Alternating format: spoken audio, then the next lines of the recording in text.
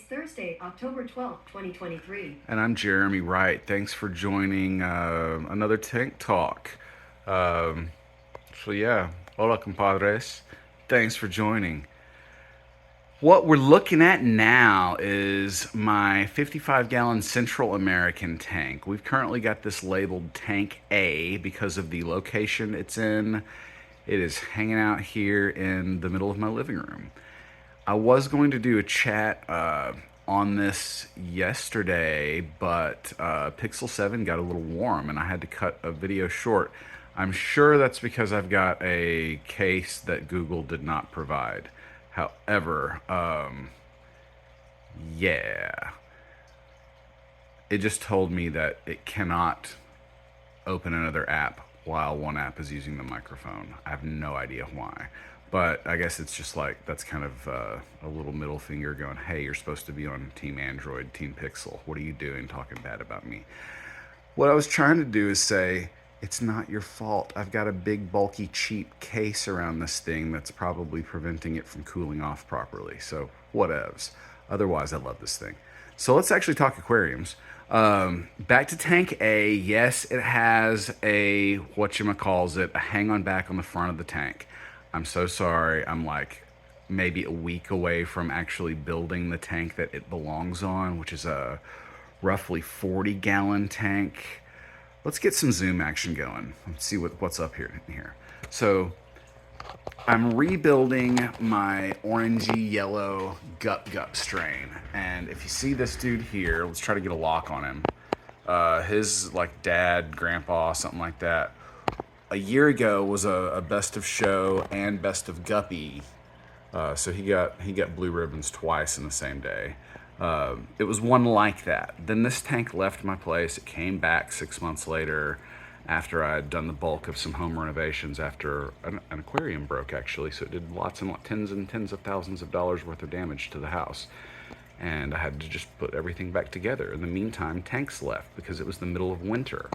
And when they came back, tank was a little different. And I'm now lucky enough to have one example of this Gup to restart the Guppy colony. So yay, awesomeness. There's also another example. Let's see, where's this one? There's one like this and another that's much better looking, but this is one of two males that I'm going to start a different colony with. Much more yellow, green. And where did the other one go? Oh, way over here, I think. Let's see. Sorry for the super flash there. Zoom, zoom. So this is another guy that I think I'm going to start in. Are we going to find him? Yeah. So these two yellow, they kind of look like Ambler hybrids, don't they? Two of those guys I'm going to stick into a different Guppy aquarium and have yet another strain begun. And then zooming out, generations later, maybe I will again have a pure strain that is my own. But looking at some of these fish, like, I really, really personally enjoy that Guppy center screen and his lineage. Pretty good looking fish, I must say. So, yeah, the others would be like this one, and still pretty good looking fish, just not the same color, not as flashy. The orange does it for me. It just does. So, yeah, that's a totally different fish, but that's one that shared some of the color, some. So yeah, we made orange with red and yellow. That sounds simple, right? It's because it is. We made orange with red and yellow. But generally, genetics is not as easy as mixing paint together. It just happened to work well in that case. So let's talk about some other stuff. I found in another tank, let's see, zoom, a little bitty, near dead. Why can we not focus here? That's lame.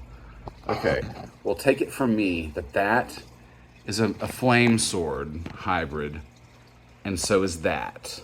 I got this one out of a friend's aquarium. It was nearly dead, and it's going to be putting out, putting up, putting forth tiny amounts of new foliage. But you know what? I don't know why I can't focus on that. It's just, we're going to give up now while we're ahead. Hey, wait a second. That's a snail. It snails on the, okay, whatever. I'm going to grow that back. How do I know? How am I know? Because I have now switched from what you see here, one 4-foot shop light, which is just cheapo Amazon stuff, to 3 of them. I removed one of these from another aquarium, and now I have 3 in phase, along with this thing, which is my low light. But you know what? We're kind of close to time. I'm gonna fake it. Let's see what this aquarium looks like in the evening. Okay. Uh-oh, wrong lamp. Haha. Let's see. So now we're in low light mode. Like evening or close to sunset. And I enjoy this tank in this lighting. Now, I just had to switch it off manually. It should be on a timer, but it was... So we're just after the fall equinox, and for my part of the world, Central Arkansas, U.S., it's... we're in a time right now where the seasons are changing very rapidly. We're like 2 weeks beyond equinox. And the length of our solar days are like that hours of sunlight are just shortening dramatically right now, like as fast as it gets.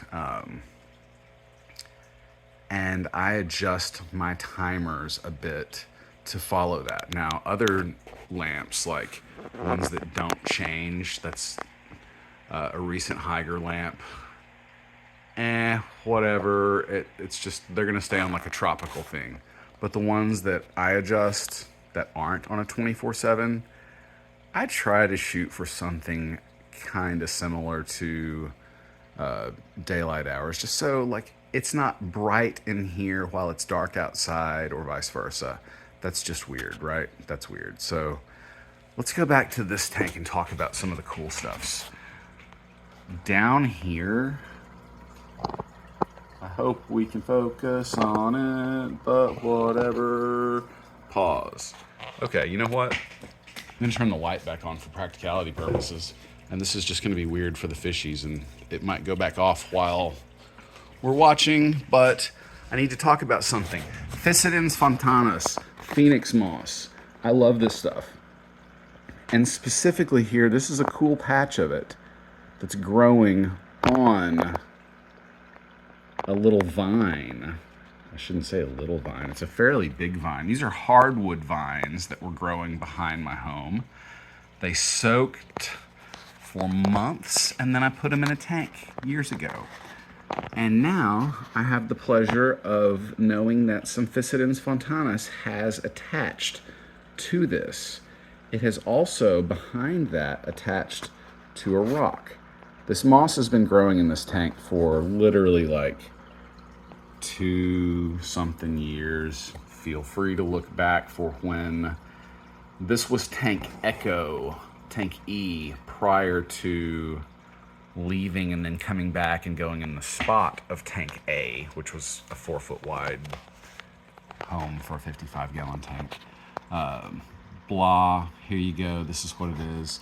Years later, little bits of fontanus are actually attaching on the rock, and that makes me super happy. Other places, I've got some other bits, like there's fuzz algae, like green hair algae, attaching up there, much closer to the light source, and it's just kind of in check. I don't know why we're having focus problems. I might need to clean the lens or something, but there's lots of stuff in here. It's little bits of rotala, little bits of pearlweed, guppy grass, pothos, anacharis, Elidea densa. There are redroot floaters. There are gups. There are duckweeds, plural. There are Kabamba red and green, which is Kabamba aquatica is Kabamba green. Kabamba furcata, perhaps. is the purple, and Kabamba. What is red? I can't remember. It might be a different furcata. However, there are two different Kabambas in this tank. There are, well, we talked about the suffering little flame swords. They have now gotten so much more light that they will begin to thrive. And I did actually stick some root tabs about twice a year underneath plants like that, swords. But their main thing is they weren't getting enough light. The one down here, I literally found it floating upside down in a friend's tank and was like, what's this? It was getting thrown out like it was a floater that was trash. And I'm like, hey, that's not trash. That's a little flame sword. So it now lives here. There are, let's see, these are Sagittaria grasses up front. Physidens fontanus, lots of little piles of that stuff floating up here. And you know what? Like, I'm bothered by the focus problem. Pause. Okay, focus problem not gonna get better. What else? Whoa! Okay. Don't bump the screen. Weird things happen. Don't bump the screen. Weird things happen. So, back to what I was trying to talk about. There is more moss growing in the bottom down here. There's some algae. There's some, the roots down there. Those are from the pothos plants that are way up there. But down in here, we've got Sagittaria grass. They're dwarf sag. Zooming out. Dwarf Sagittaria. There's also some Vallisneria grass in the back here. What else are we looking at? Kabambas. We talked about those. We're looking at Bacopas. This is Bacopa caroliniana here. There is some hornwort. Every time I think of that word, I'm going to think of my friend Casey, because I told her I wanted some hornwort out of one of her tanks, and she was like, there ain't no hornwort in there. And I looked over, and it was, sure enough, it was not. It was Mirio Red, and I felt stupid, but I actually did want some hornwort, so I got me some hornwort. And that's what we're looking at right there. Coon tail for coon kitties. And the Anacharis ilidadensa. What else is in here? That's probably enough listed for now. But let's check out what's going on way up top side. And I'm going to show you the purling going on here in some discs. And I just don't know what's up with our focus problem. I think we have some kind of focus problem going on. So I'm just going to cut it with that. Thanks for chilling with me. Thanks for hanging. Thanks for looking at Tank A. Zooming out again. So what are we going to be doing with Tank A? First off, that bloody thing, the forward-facing hang-on back on the face of the tank is going to go soon because we're going to have a home for it. It belongs on another tank that has been down for 10 months now. And so, yay, that's just going to be a big thing, finally getting rid of that. The next is this tank and all of mine right now run on the aquaponics principle. So rather than getting actively fertilized as far as modifying the water chemistry, now I just admitted I've stuck some root tabs in various things, especially under root feeding plants like swords, echinodorus plants. What else do I stick? Lotus plants. That's really all that I've been giving root tabs to, but many of my tanks are being ravaged by cichlids right now, and that just means that I'm not the person in control of the gardening aspect. They are, and that's their home, and if they want to wreck their bedroom, fine. But I will definitely be trying in other places, such as this one, to keep things somewhat under control. And guppies are just a great fish to include in a planted aquarium, especially like a Central American or Caribbean North American freshwater planted aquarium, though they are somewhat naturalized in many places across the world now. You would be surprised where they can be found living in the wild. I'm so surprised that I'm not actually going to share all the places. They seem wacky, like Idaho. They can be found in the wild on their own. I'm like, huh? Year to year? I can't confirm or deny. I just know people say that. So, okay, down here in Arkansas, yes, definitely they're around. There's also gambusia, eastern and western gambusia, which are mosquito fish, very similar live bearers. But boom, boom, boom, boom. You stuck with me for 15 minutes, 40 seconds. I think you get a gold star, an attaboy, attalady. Thank you very much. Love you guys. Hope you have a great evening. Catch you soon.